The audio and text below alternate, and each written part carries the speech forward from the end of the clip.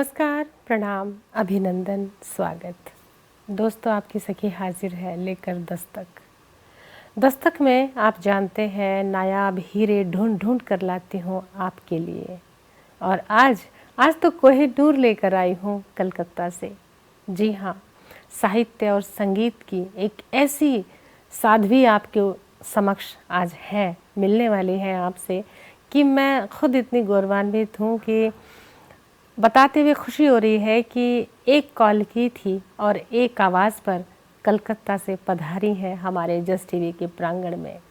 बहुत नायाब कोहिनूर है। आप टीवी की स्क्रीन के आगे से उठेंगे नहीं, मुझे यकीन है, क्योंकि आवाज़ की मलिका है और बहुत रिसर्च किया हुआ है, संगीत के ऊपर किताबें लिखी हैं और इतनी उपलब्धियां हैं कि गिनवाने पे आ जाऊं तो पूरा 1 घंटा भी कम है। और उनको आपसे मिलवाने से पहले एक नज़र उनके बारे में देखिए। उनकी उपलब्धियों पर अगर नज़र डालते हैं तो आपने नज़रुल गीती, जो कि काजी नज़रुल इस्लाम, बहुत अच्छे राइटर रहे हैं, विद्रोही कवि रहे हैं। और उनकी जो उर्दू में उसको उनकी जो बांग्ला से उन्होंने हिंदी में अनुवाद किया है नज़रुल गीती किताब का। काजी नज़रुल इस्लाम के गीतों का अवलोकन उन्होंने किया है। बंगाल का लोक संगीत, उस पर भी मुकम्मल परिचय दिया है कि बंगाल का लोक संगीत क्या है। नवराग किताब है काजी इस्लाम साहब की, और उस किताब का जो है उन्होंने उस पर भी बहुत कुछ लिखा है। रविंद्रनाथ टैगोर और जो है नज़रुल जी, उनको उन्होंने सेम श्रेणी में रखा है, उनकी उपलब्धियों को, उनके साहित्य को। युग प्रवर्तक एक पुस्तक है जिसमें संगीत में काजी साहब और रविंद्रनाथ टैगोर जी के योगदान का वर्णन है। किताब एक और है उनकी 7वीं, बंगाल का संगीत। कितनी बारीक उपलब्धियां हैं, बारीकी से सोचा जाए। बिल्कुल छोटे छोटे तंतु हैं, कितने समेटे होंगे, वीणा के तारों की बात है। तो बंगाल का संगीत क्या है, इस पर भी आज बात होगी। और बंगाली गीतों से हिंदी गीतों का क्या संबंध है, क्या उनका तारतम्य है, इस पर भी उनकी मुकम्मल किताब है। और एक नई किताब और आई है, धुन और भक्ति। ये भी बहुत कमाल की किताब है, इस पर भी बात करेंगे। इतना कुछ है। और ये तो उनकी पुस्तकों के नाम मैंने आपको बताए हैं। बात करती हूँ उनकी उपलब्धियाँ, जो उनके मान सम्मानों की बात करती हूँ। देखिए, नज़रुल पुरस्कार बंगाल से प्राप्त हैं आप। सैयद इसाबेला अवार्ड ढाका से प्राप्त हैं, बांग्लादेश से। और नज़रुल सम्मान अंतर्राष्ट्रीय काजी रिसर्च सेंटर कलकत्ता से प्राप्त हैं आप। संगीत साहित्य पुरस्कार आपको मिला है विद्याधाम यूएसए से। और काजी नज़रुल इस्लाम पुरस्कार मिला है बांग्लादेश की प्रधानमंत्री शेख हसीना साहिबा जी के हाथों। साहित्य सम्मान मिला है संवाद साहित्य मंच से, चंडीगढ़ से। और 350 से ऐसे अधिक मान सम्मान है, क्षेत्रीय, राष्ट्रीय और अंतर्राष्ट्रीय सम्मान, जिनको अब उनसे अलंकृत है और जिनका जिक्र हम करेंगे तो फिर उनसे बात कब करेंगे। और कमाल की हस्ती हैं, उपस्थित हैं आज हमारे स्टूडियो में। संगीत की देवी हैं, सरस्वती पुत्री हैं, साहित्य साधक हैं। और जी हाँ, अब बस मैं और ज़्यादा देर करने वाली नहीं हूँ, क्योंकि उनको मिलवाने की मुझे भी खुद बहुत जल्दी है। आइए मिलते हैं डॉक्टर संगीता चौधरी जी से। संगीता जी, आपका जस टीवी के प्रांगण में स्वागत है। आप आए, हम धन्य हैं। हमारा जो आंगन है वो आज संगीत की देवी के कदमों से जो है महक उठा है। आपका स्वागत करते हैं। धन्यवाद जी। जी, कैसा लगा आज आपको आके? मैं सचमुच मतलब मैं एक शब्द भी मतलब झूठ नहीं बोली, मतलब इतना अच्छा लग रहा है। मैं सोच रही हूँ कि ये एक जैसे लग रहा है कि संगीत जो है तीनों को मिलाकर, गायन वादन नृत्य, ऐसा लग रहा है तो उन्हीं के दुनिया में आई हूँ।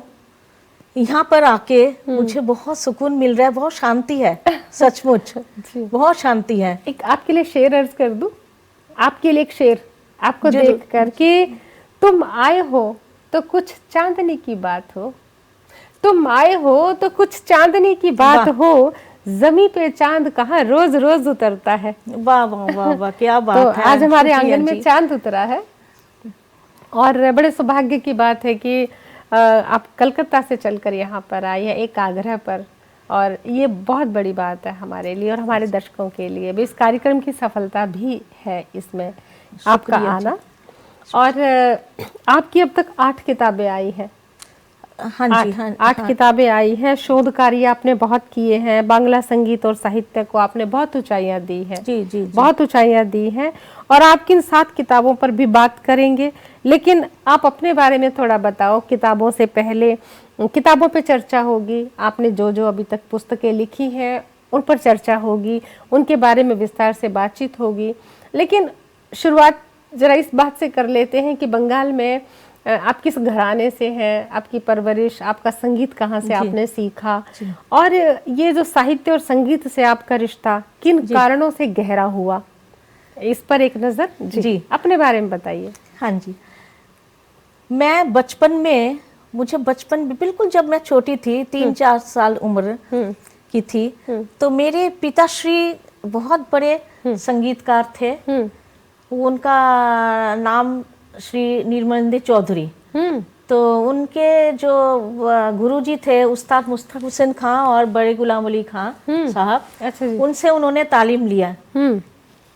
उन्होंने मुझे बचपन से ही संगीत की तालीम दी एवं मुझे धीरे धीरे तब तो मुझे रागों के बारे में उतना खास जानकारी नहीं थी, तो उन्होंने धीरे धीरे बिल्कुल जैसे छोटे बच्चों को जैसे करवाते हैं, छोटे मतलब सरल, मतलब अक्षर में सरल भाषा में उन्होंने समझा के उन्होंने थोड़ा सा मेरे दिमाग में डाला है। अच्छा। तो फिर धीरे धीरे मुझे समझ आने लगे कि संगीत क्या है।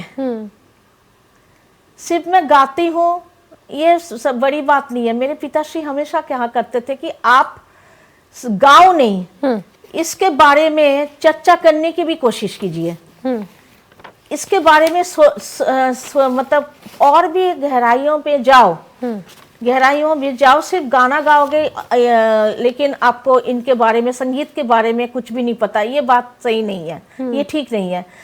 आपने बिल्कुल गहराइयों में जाकर आपने छानबीन करनी कि संगीत क्या है। तो उन्होंने काफ़ी कुछ संगीत के बारे में बताया है।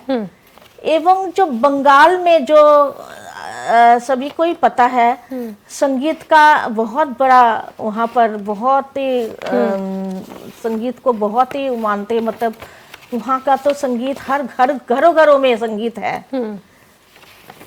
तो मेरे पिताजी ने कहा कि आप संगीत के बारे में जानो, हर संगीतकारों के बारे में जानो, उनके बारे में जानना बहुत ज़रूरी है। तो मैंने धीरे धीरे सबको जानने की कोशिश की और मैंने पढ़ाई लिखाई भी इसी पर ही मैंने किया है। मैंने पीएचडी करी आपने? पीएचडी करी है। एमए इससे पहले की वोकल म्यूजिक में ही और इंग्लिश में भी AA। और उसके बाद मुझे संगीत पर ही पीएचडी करने पर बहुत शौक था। अच्छा। क्योंकि मेरे पिताजी का यही सपना था कि पीएचडी शोध कार्य संगीत के ऊपर ही हो, लेकिन संगीत तो विभिन्न रूपों में है, तो किस रूप में करना चाहते हो ये देखना है। तो शुरू से और मैं एक और बात करना चाहूँ, मैं जो माता जी, मतलब स्वर्गीय जो माता जी है श्रीमती मंजू चौधरी, वो भी बहुत अच्छी गायिका थी एवं उन्होंने हेमंत मुखर्जी से उन्होंने तालीम लिया। तो उन्होंने भी यही बात कहा कि हाँ, तुम जरूर इसको लेकर सिर्फ यहाँ पर सीमित मत रहो, आगे बढ़ो, इनको लेकर आप शोध कार्य करो। जो हेमंत मुखर्जी जी, हाँ जी हाँ जी हाँ जी, उनकी शिष्या थी आपकी माता जी? हाँ जी हाँ जी हाँ क्या जी, बात है, बहुत बड़ी बात है। उनकी शिष्य थी। क्या बात तो उन्होंने है। मॉडर्न और जो आधुनिक हिंदी और बांग्ला गीतों को उनसे तालीम, मतलब गीतों के ऊपर उन्होंने किया है, मतलब हेमंत मुखर्जी से ही तालीम लिया है। क्या बात है। आपकी तो गुरु भी जो है आपकी माँ है। माँ तो से है बहुत कुछ सीखा संगीत बहुत में। कुछ, बहुत। और संगीता जी बहुत सारी बातें करनी है दोस्तों, बातों का सिलसिला तो अभी शुरू हुआ है, अभी तो कुछ जाना ही नहीं है, अब जानेंगे बहुत कुछ। और आवाज़ की तो मलिका हैं, गज़ल भी बहुत अच्छी गाती हैं, गीत भी गाती हैं, तो कहीं नहीं जाइएगा, समय छोटे से ब्रेक का है, जल्द आते हैं। दोस्तों, ब्रेक के बाद स्वागत है और आज हमारे स्टूडियो में मैडम संगीता चौधरी जी हैं। डॉक्टर संगीता चौधरी बंगाल से हैं, संगीतज्ञ हैं, संगीत के ऊपर 7-8 किताबें लिखी हैं, पीएचडी की हुई है संगीत पे, आवाज़ की मलिका हैं और अपने बारे में बता रही हैं आपको। तो संगीता जी, आपने बताया कि आपकी जो मदर है हेमंत मुखर्जी जी की शिष्या थी, उसके बाद माँ से भी बहुत कुछ सीखा और संगीत में आपने पीएचडी करी, और पीएचडी भी ऐसी करी आपने कि एक अनोखा विषय चुना, एक ऐसे कवि को चुना। बहुत अनोखी बात थी कि आपने इस्लाम साहब को चुना, यानी नजरुल इस्लाम साहब को चुना। उनको चुना और वो एक बंगाली राइटर थे, विद्रोह के कवि थे।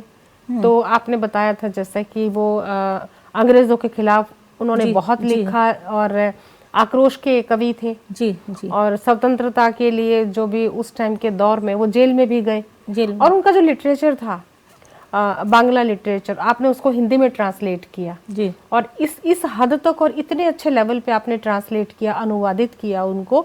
अनुवाद इस तरह से किया है कि ऐसा लगता है कि बिल्कुल लगता ही नहीं कि ट्रांसलेशन है, उन एहसास को एज इट इज़ आपने पिरोया है।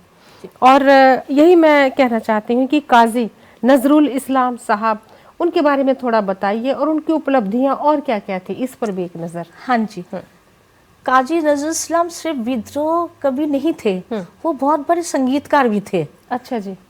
उन्होंने बहुत सारे संगीत उन्होंने लिखे हैं। वो मुस्लिम होते हुए भी मतलब हमारे हिंदुओं के देवताओं के बाद देवी देवताओं के ऊपर उन्होंने बहुत सारे गीत उन्होंने लिखे हैं। होते हुए भी हिंदू देवी देवताओं के गीत। हाँ जी, जैसे राधा कृष्ण, भगवान शिव जी, दुर्गा विषय गीत, इस तरह से माँ काली माता के बहुत गीत, इस तरह से उन्होंने गीत बहुत लिखे हैं। ऐसा कोई गीत जो आपने अनुवाद किया है और आपने अपनी आवाज़ दी है? हाँ कुछ उनका नजरुल इस्लाम साहब का कुछ लिखा हुआ कुछ गुनगुना दीजिए।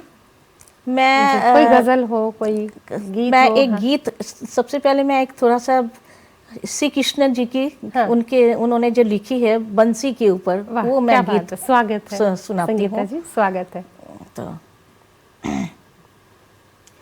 जिनकी में पायल रुंझुन बंसी की धुन, कौन है वो सुंदर,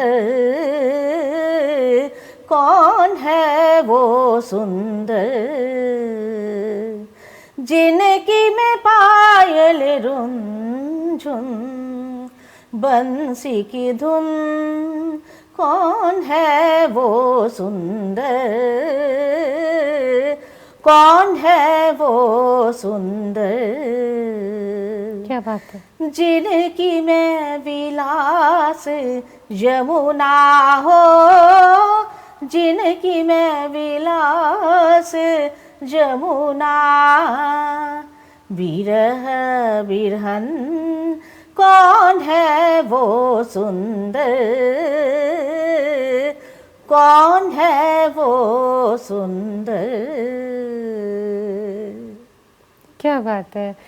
इस भजन में भी इस कुछ बंगाली संगीत की धुन का एहसास हुआ। जी, और कोई गजल? गजल एक काजी साहब का ही एक गजल है। हाँ। देखिए, एक बात मैं कहना चाहती हूँ, ये तो आपको सबको पता है, हमारे भारत वर्ष में संगीत के 2 पद्धतियां होती है, हिंदुस्तानी शास्त्रीय संगीत और दक्षिण भारतीय शास्त्रीय संगीत। बिल्कुल।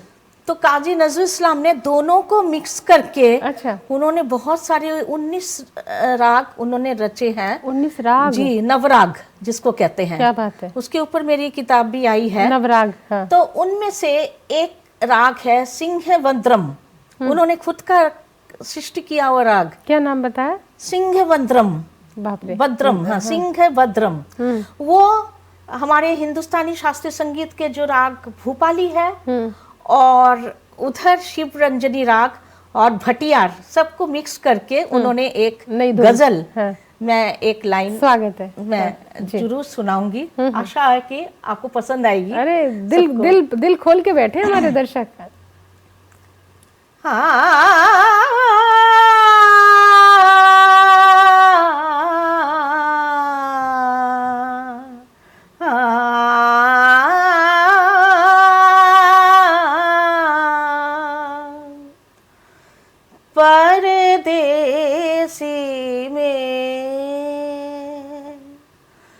परदेसी में लौटे जा रे कहना मेरे परदेसी से, परदेसी में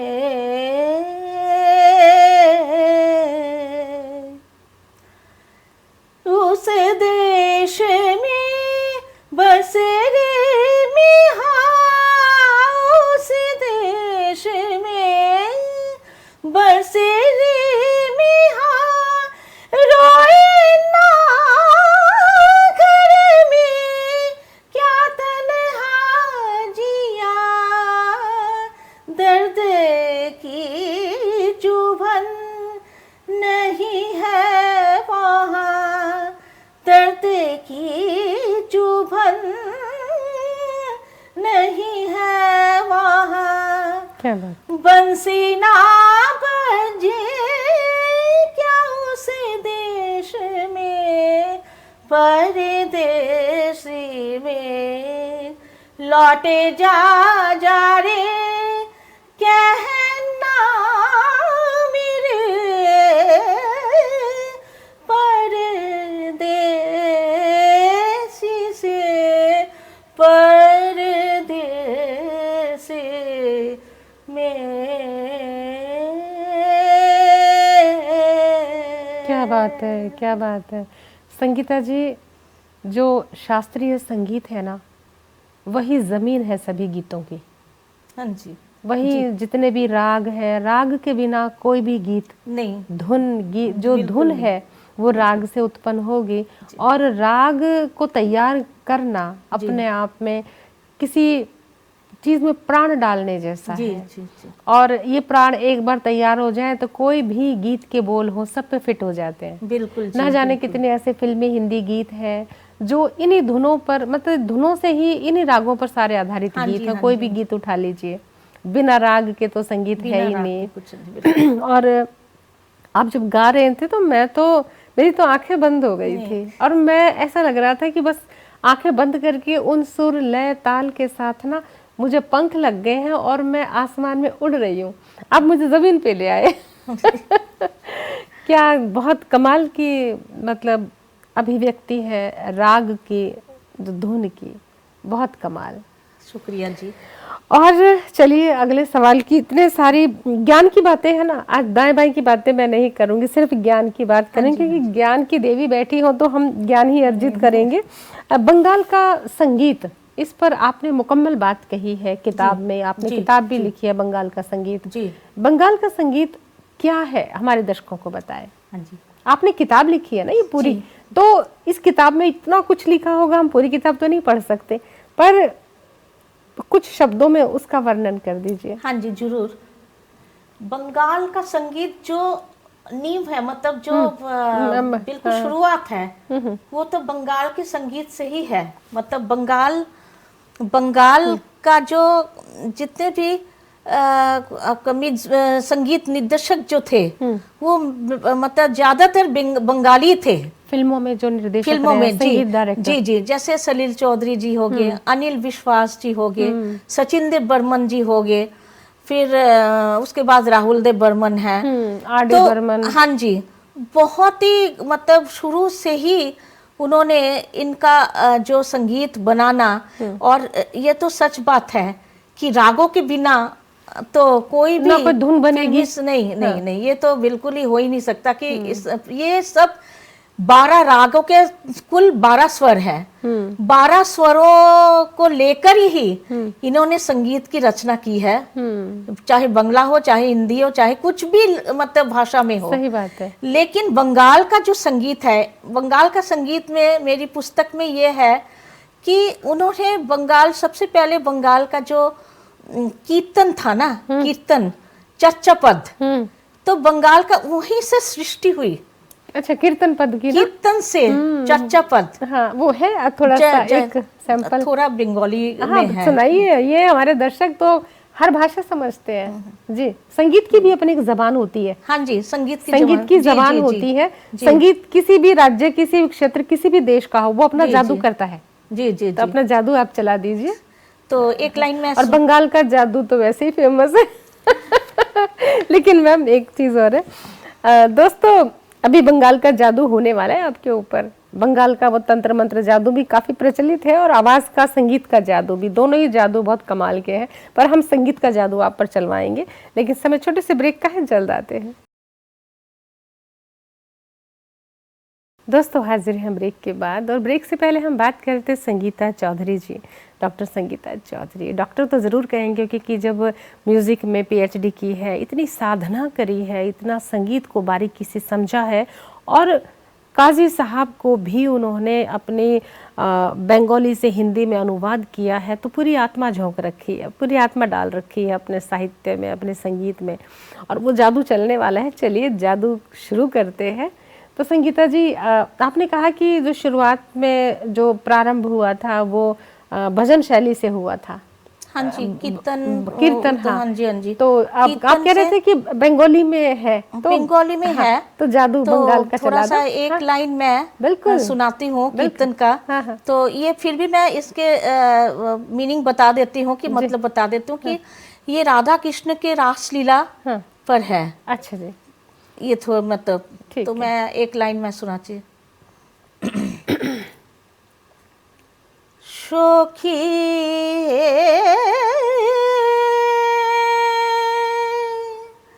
सखी বল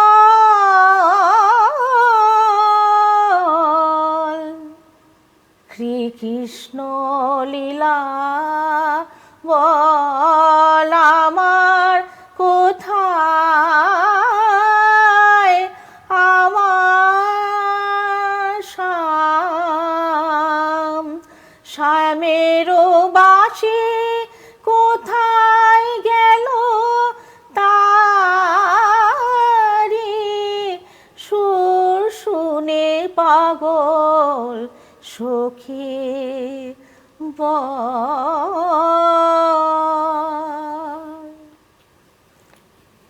क्या बात है, बहुत खूब।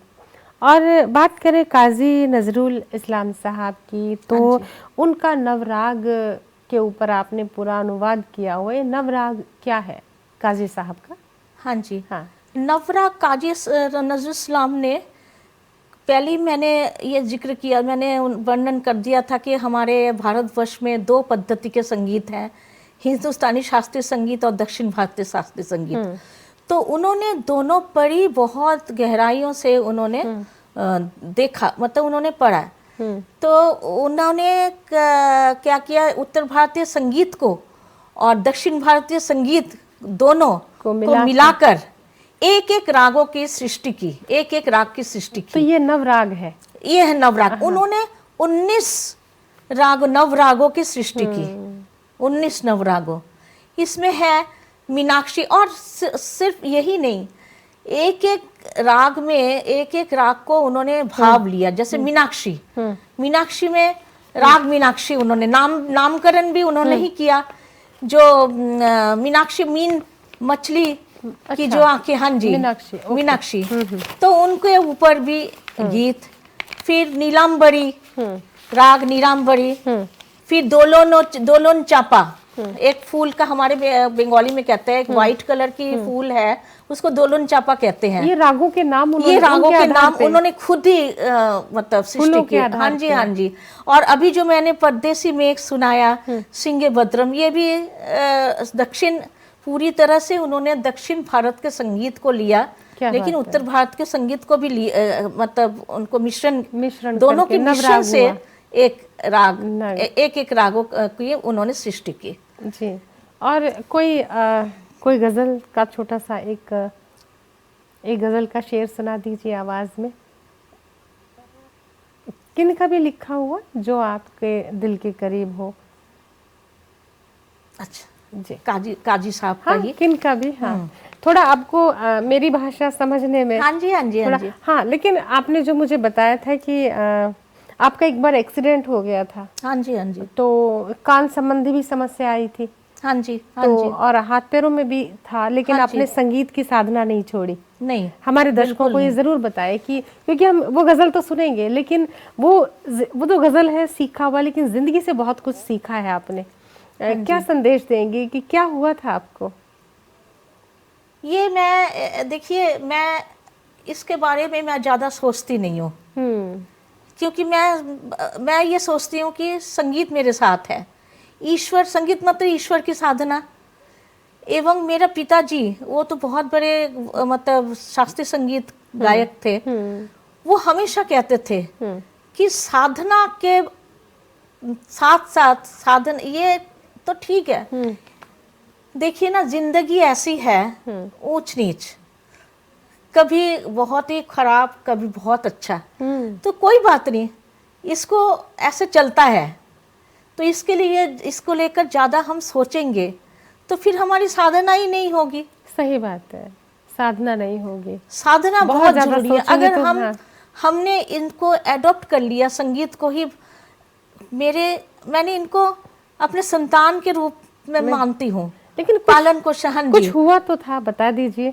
हाँ जी। हाँ। तो यह ऐसे हुआ गया कि जब मैं रोड पर मतलब जा रही थी, जब मैं पीएचडी तब कर रही थी पंजाब यूनिवर्सिटी से। अच्छा। काजी नजरुल इस्लाम के शास्त्रीय संगीत का पर आधारित विषय था। उस टाइम मैं जा रही थी, यहाँ पर काफ़ी क्लासेस मैं लेती थी बहुत, चंडीगढ़ में, पंचकुला में, जीरकपुर में। म्यूजिक सब। अच्छा। म्यूजिक के। अच्छा जी। तो मैं रोड, तब मैं 21C में रहती थी। तब मैं क्रॉस कर रही थी रोड, पीछे से एक गाड़ी ने आके धक्का मारा। ओहो। बहुत ज़्यादा जोर से। फिर हॉस्पिटल ले गए, दो पाँव, हाथ पाँव दोनों ही फ्रैक्चर हो गया था। फ्रैक्चर। और कान में कुछ बता कान रहे में थे? हाँ, कान में हुआ है, तब कान ठीक था। 2019 में जब मैं कोलकाता से आ रही थी चंडीगढ़, दिल्ली वोल्वो बस में चढ़ते हुए, वो जो पैसेज, वो होते हैं उचित, हाँ जी, वो मेरी पैर एज में आ गई थी, बिल्कुल किनारे पे आ गई थी। सामने जो आदमी थे, मतलब उनका भी कोई फॉल्ट नहीं है, उन्होंने पीछे से थोड़ा सा ऐसे धक्का, तो मैं यहाँ से उलट के गिर पड़ी और ऐसे कान पर मतलब वो है। उस टाइम भी मेरे एक और पैर फ्रैक्चर हो गया और कान भी। लेकिन भले ही आपको शब्दों से थोड़ा ऊंचा सुने, लेकिन राग का मध्य सप्तक, तीव्र सप्तक और सारे सप्तक आपको ठीक सुनाई देते हैं। हाँ जी, मंद्र मध्य तार, हाँ, सारे हाँ जी, सुनते सारे हैं सप्तक। हाँ जी। लेकिन हाँ, इवन एक और बात मैं कह रही हूँ, मेरी कोई छात्राएं अगर थोड़ा सा भी गलत स्वर लगाए, कहीं भी मैं रहूं, मेरे कान में एकदम से सुनाई दे जाएगा, सुनाई दे कि बेसुरा। क्या बात है। मैं ऑनलाइन क्लासेस लेती हूँ। अच्छा जी। यूएसए, न्यूजीलैंड, चंडीगढ़, दिल्ली, बिहार, ये मतलब झारखंड, मुंबई। तो मैं अगर दूर भी जाती हूँ, ऑनलाइन पे क्लास करते हैं, या मैं यहाँ पर जब आती हूँ, जब आमने सामने कहीं दूर भी जाती हूँ, एकदम से कानों में अगर थोड़ा सा स्वर, संगीत आपके कान नहीं सुनते, दिल सुनता है। जी जी जी, बिल्कुल एकदम से कानों में मतलब खटकती है। बहुत अच्छी बात है। और ये बात मैं इसलिए कह रही थी कि मैं ये कहलवाना चाह रही थी आपसे, अपने दर्शकों के सामने, कि इतने एक्सीडेंट्स हुए हैं, पैरों में फ्रैक्चर, इस पैर में फ्रैक्चर, हाथों में फ्रैक्चर, कान से कम सुनना, लेकिन संगीत साधना नहीं छोड़ी, क्योंकि संगीत सांसें हैं और जीते जी अपनी सांसें जानबूझ के कोई नहीं छोड़ता। इन्होंने अपने उन सांसों को जकड़ के रखा, पकड़ के रखा, और संगीत पूरे विश्व भर में संगीत सिखाती हैं, ऑनलाइन भी हैं, ऑफलाइन भी हैं। तो यानी कि एक कहते हैं ना कि जिसको जीने का सलीका आता है वो कभी हारता नहीं है, जिसको जीने का सलीका आ जाए वो हार ही नहीं सकता कभी भी। तो ऐसे ही इनका है। दोस्तों और सवालों का और थोड़े से सवाल पूछते हैं आपसे, क्योंकि आपसे सवाल करने में पहले तो मुझे सोचना पड़ता है, क्योंकि संगीत की समझ मुझे नहीं है, मतलब राग की नहीं है। संगीत सुनने की समझ है, लेकिन संगीत के राग, उनके कौन कौन से रागों के नाम, वो सब हमें नहीं पता। तो इसलिए सवाल पूछने से पहले बहुत कुछ सोचना भी पड़ता है। नहीं नहीं, फिर भी आप बहुत सुंदर से मैं आपको आपसे सवाल कम कर रही हूँ, मैं तो कह रही हूँ कि वो जो एक्सीडेंट हुआ था ना, मैं तो कहती हूँ कि मुझे लगता है वो आपके चेहरे पे ना, आपका चेहरा देख के ना अटक गई, कि इतनी बिल्कुल संगीत की देवी के साथ साथ आपकी आंखें बहुत प्यारी है ना। और चंडीगढ़ में आपने संगीत सिखा रही है, बहुत बड़ी बात है, बहुत बड़ी बात है। और देखिए तभी जब आपकी बार आपको आना था, तो स्पेशली जब हमने आपको कॉल किया और आप हमारे आग्रह पे आए हैं, और बहुत कुछ आपसे पूछना भी है। दोस्तों बहुत खूबसूरत सवाल है, राग के ऊपर भी और गीत के ऊपर भी, और बांग्ला और हिंदी गीतों का संबंध है, इस पर भी सवाल है। लेकिन समय छोटे से ब्रेक का है, जल्द आते हैं। दोस्तों ब्रेक के बाद स्वागत है, और संगीता चौधरी जी बैठी हैं हमारे सामने। हमारा नायाब कोहिनूर ढूंढ के लाए हैं कलकत्ता से, और संगीत के ऊपर बहुत बारीकी में बात बता रही हैं। वो बात बता रही हैं जो हमें पता भी नहीं है। कई बार ऐसे विषय होते हैं कि हम एक धारा प्रवाह में बहते हैं, लेकिन हमें कुछ ऐसे नाम, ऐसे चेहरे हैं जिसे हम दरकिनार कर देते हैं, जिनका योगदान बहुत होता है। इस विषय पर भी बात हो रही है। आइए बातें करते हैं संगीता जी से। संगीता जी, आपने बहुत सारी किताबें लिखी हैं, 8 किताबें हैं, और एक सवाल ये उठता है, जिस तरह से आपने पीएचडी की है, शोध किया है नजरुल इस्लाम साहब के ऊपर, उनकी उपलब्धियों पर, उनके गीतों को आपने हिंदी में अनुवाद किया, बहुत सारी चीज़ें हैं। लेकिन आपने जगह ये भी मेंशन किया है, किताब लिखी है कि रविंद्रनाथ टैगोर और नजरुल इस्लाम साहब एक ही श्रेणी के कवि हैं, संगीतकार हैं। ऐसा आपने उनकी तुलना नहीं करी, उनको एक श्रेणी में रखा है। हाँ जी, इसकी वजह क्या है? इसकी वजह ये है कि देखिए, वैसे तो काजी नजरुल इस्लाम रविंद्रनाथ, जो गुरुदेव रविंद्रनाथ टैगोर से बहुत 10 साल छोटे थे उम्र में जी। लेकिन काम में रविंद्रनाथ टैगोर तो बिल्कुल बहुत ही माहिर, वो तो संगीतकार थे, बहुत ऊंचे लेवल पे एक कवि थे, जिनको गीतांजलि मतलब नोबेल पुरस्कार मिला है। तो उसके बाद उन्होंने वो अच्छे क्या कहते, बहुत अच्छे पेंटिंग करते थे, बहुत सुंदर पेंटिंग करते। हर पेंटिंग के साथ साथ उन्होंने कविता के छंद लिखे हैं। गुरु रविंद्रनाथ टैगोर तो एक संपन्न परिवार से भी ताल्लुक रखते हैं। संपन्न परिवार, अमीर घर के जी, तो उनको प्रचलित होने में ज्यादा देर भी नहीं लगी होगी, चीजें आसानी से नहीं, लालन पालन में, पढ़ाने लिखाने में उनको ज्यादा उन्होंने देर भी नहीं लगी, और उनके बहुत सुख सुविधाएं उनको मिली है। लेकिन मतलब ऑन द अदर हैंड, मतलब काजी नजरुल, और दूसरी तरफ काजी नजरुल इस्लाम, वो बहुत गरीब परिवार से जन्मे हैं। 1899 में 25 मई को उनका जन्म है, और 29 अगस्त 1976 में उनका मृत्यु। कितने साल के थे? ज्यादा साल के तो नहीं थे। आप जब उनकी मृत्यु हुई, उनको पिक्टोरियल डिजीज के वजह से एक रोग है, तो उस पर वो चले गए। लेकिन फिर भी उन्होंने, जो आपने पहले कहा, साधना जो है, वो एक प्रकार के भयंकर रोग ग्रस्त हो गए थे काजी नजरुल इस्लाम। उन्होंने विद्रोही कविता, जब वो तब कम उम्र के थे, एक रात में खत्म की। एक रात में 146 लाइन, हाँ जी, 146 पेज की कविता, पेज नहीं, लाइन 146 पंक्तियों की पूरे। इस पर रविंद्रनाथ टैगोर ने भी बहुत आश्चर्य हो गए कि ये कैसे लिख सकता है, मतलब एक रात में। उनमें बहुत ही खूबियां थी, उनमें पता नहीं ईश्वर की ही मतलब अंदर से कुछ जागे थे कि वो उन्होंने लिखना शुरू मतलब किया। रविंद्रनाथ टैगोर साहब भी इस बात को मान गए थे कि बिल्कुल नजरुल- मान गए कि उनसे कि किसी तरह काजी भी नजरुल इस्लाम, हाँ जी, उन्होंने कहा भी तू मुझसे बहुत छोटा है, बहुत छोटा है, लेकिन तू बहुत आगे जाएगा, हाँ तेरे मतलब मुकाबले बहुत है, तेरा क्या बताऊं। तो इस बात को काजी नजरुल इस्लाम कभी खुद को कभी भी नहीं ऐसे मानते थे, नहीं मैं कुछ भी नहीं हूँ, मैं तो अभी क्या लेकिन है। स्वयं टैगोर जी ने बोल दिया हाँ तो जी, इसका मतलब कि प्रमाणित उसका हो गया। प्रमाणित हो गया। टैगोर जी ने हाँ। उनको बोला, जे टैगोर दादा आपके सामने तो मैं कुछ भी नहीं हूँ, मैं तो कुछ भी नहीं, एक आपके जूते के मतलब एक नाखून के बराबर ही नहीं हूँ, आपने मुझे कैसे कह दिया, मैंने तो और भी आगे जाना है, वो भी आपके आशीर्वाद से। और कई बार तो संगीता जी ये भी तो होता है ना कि आर्थिक अभाव में इंसान पीछे भी रह जाता है जी जी जी, है ना। संपन्नता आपको हर जगह पहुंचा देती है। हाँ जी हाँ जी, आपके आजू बाजू लोग होते हैं, मीडिया होता है, सोशल मीडिया, ये फेसबुक तो नहीं थी, प्रिंट मीडिया, अखबार, पत्र पत्रिकाएं, कितने माध्यम थे। लेकिन गरीब आदमी के लिए कभी कभी कोई माध्यम नहीं होता है, उनको माध्यमों का भी नहीं पता होता। माध्यमों का भी नहीं नहीं पता होता है। होता है। बिल्कुल सही कहा है ना? बात। मैं यही कहना चाहूंगी, जैसे रविंद्रनाथ टैगोर को हम सब जानते हैं, बहुत अच्छी बात है, जानना बिल्कुल जरूरी जानना है, जरूरी है। लेकिन काजी नजरुल इस्लाम को भी सभी जाने, उनके गीतों के बारे में, उनके कविताओं के बारे में, उनके साहित्य के मतलब उनके जो काफी कुछ है उनके बारे में, उनको भी जाने पहचाने, यही मेरा मकसद था पीएचडी आपका मतलब मकसद शोध है ना, करियर। आपका मकसद पूरा पूरा हमारे दर्शकों तक पहुंच गया है, क्योंकि काजी साहब के बारे में जब ये कह दिया है कि टैगोर जी से, रविंद्रनाथ टैगोर जी से किसी तरह कम नहीं थे, स्वयं टैगोर साहब ने उनको, टैगोर जी ने उनको ये उपलब्धि दे दी है कि भाई कहाँ थे तुम और तुमने तो कमाल कर दिया है। मतलब जब उन्होंने उनको प्रमाणित कर दिया है तो हम सब ने उनको मान लिया है, और आपने उन पे जो शोध कार्य किया है वो तो बाकमाल है। बहुत बहुत साधुवाद। और एक किताब मेरे सामने है, धुन और भक्ति।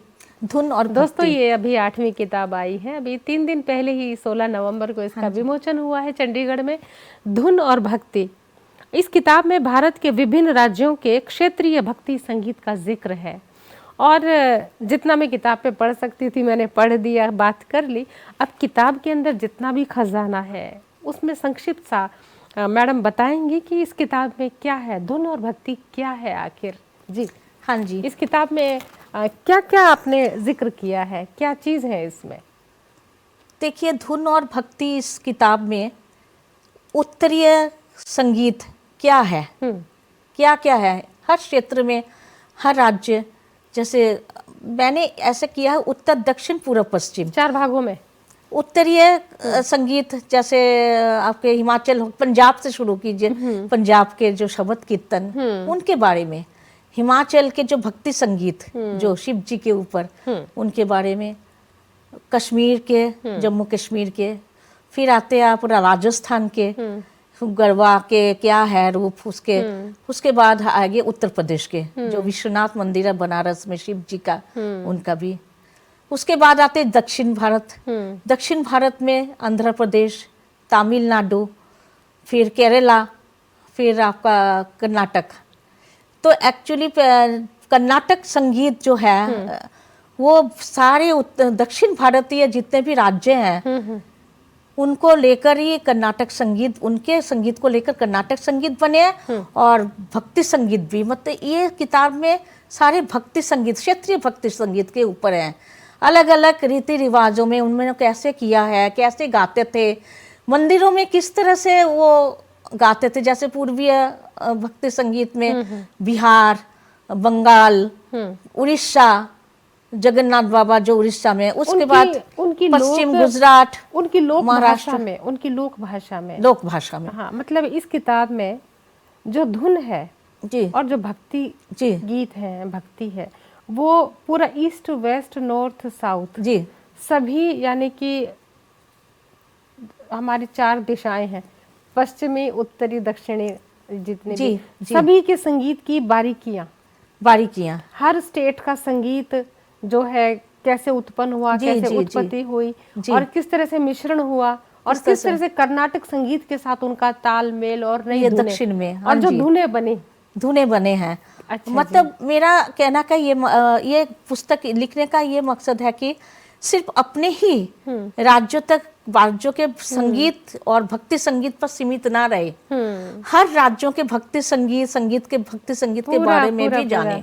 क्या जानना बात है। चाहिए। जान अभी हम तो इस किताब को ज़रूर पढ़ेंगे, धुन और भक्ति को, और जब पूरे भारत का अवलोकन करने के बाद पूरे भारत का निष्कर्ष संगीत और धुन के माध्यम से इस किताब में आपने समाहित किया है, बहुत काबिले तारीफ है, बहुत ही कृतज्ञ है आपका ये संगीत बस की एक दुनिया। कोशिश है, संगीत की दुनिया कृतज्ञ है आपकी, आपके लिए ऋणी रहेगी। आप इस तरह के शोध करती हैं, एक नई चीज़ देती हैं संगीतज्ञों को, और आप आए।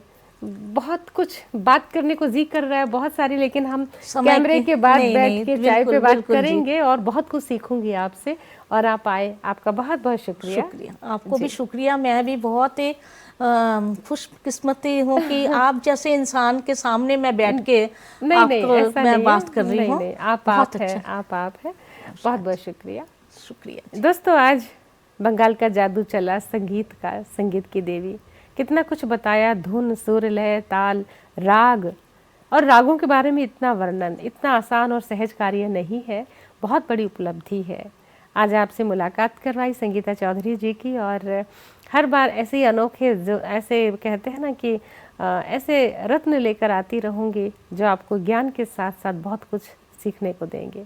और बहुत जल्द लौटूंगी एक और ख़ास मुलाकात लेकर। किसी भी इन्फो के लिए इन्फो तो आप कर ही देंगे, info@justbroadcasting.com पर। और अब जाते जाते बस इतना ही कि संगीता जी को और मुझको, हम दोनों को दीजिए अनुमति। नमस्कार। नमस्कार, नमस्कार, नमस्कार।